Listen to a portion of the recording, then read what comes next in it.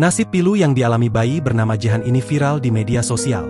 Kisah tentang Jehan ini awalnya diunggah akun TikTok Dian Hutagalung _ pada Senin, 1 Desember 2025. Jehan adalah korban bencana longsor yang terjadi di Desa Bonandolok, Simaninggir, Tapanuli Tengah, Sumatera Utara. Di usia 1 tahun, Jehan harus menghadapi kenyataan pahit kehilangan ayah ibunya sekaligus. Orang tua Jehan menjadi korban meninggal dalam bencana longsor yang menimpa rumah tinggalnya.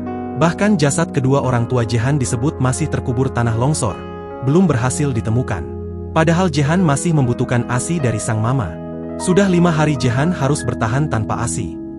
Jehan, balita usia 1 tahun ditinggal ayah dan ibu untuk selamanya. Korban bencana longsor di Simaninggir, Tapanuli Tengah pada 26 November 2025. Begitu damai cinta ayah dan ibu Jehan ya nak, sampai maut mereka bersama. Udah 5 hari Jehan nggak minum ASI dari ibunya. Mau ngirim susu instan ke sana pun jalur darat nggak bisa, longsor di mana-mana, jalan banyak yang terputus, tulis pengunggah. Pengunggah video menyebut Jehan hanya diberikan minum berupa teh manis dan bubur nasi setelah bencana terjadi.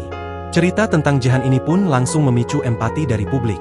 Sementara itu diketahui jumlah korban meninggal dunia akibat banjir dan longsor di Sumatera Utara sejak Senin, 24 November 2025, terus bertambah. Berdasarkan data terbaru dari Badan Penanggulangan Bencana Daerah, BPBD, Sumut, total ada 290 orang meninggal dunia. Update Selasa, 2 Desember 2025, pukul 8, jumlah korban meninggal dunia 290 jiwa, hilang 154 jiwa, 614 terluka dan 538.792 orang mengungsi, ujar Kepala Bidang Penanganan Darurat, Peralatan, dan Logistik BPBD Sumut, Sri Wahyuni Pancasilawati dalam keterangan tertulis. Sri Wahyuni mengatakan hingga saat ini masih ada 17 daerah di Sumut yang terdampak musibah tersebut.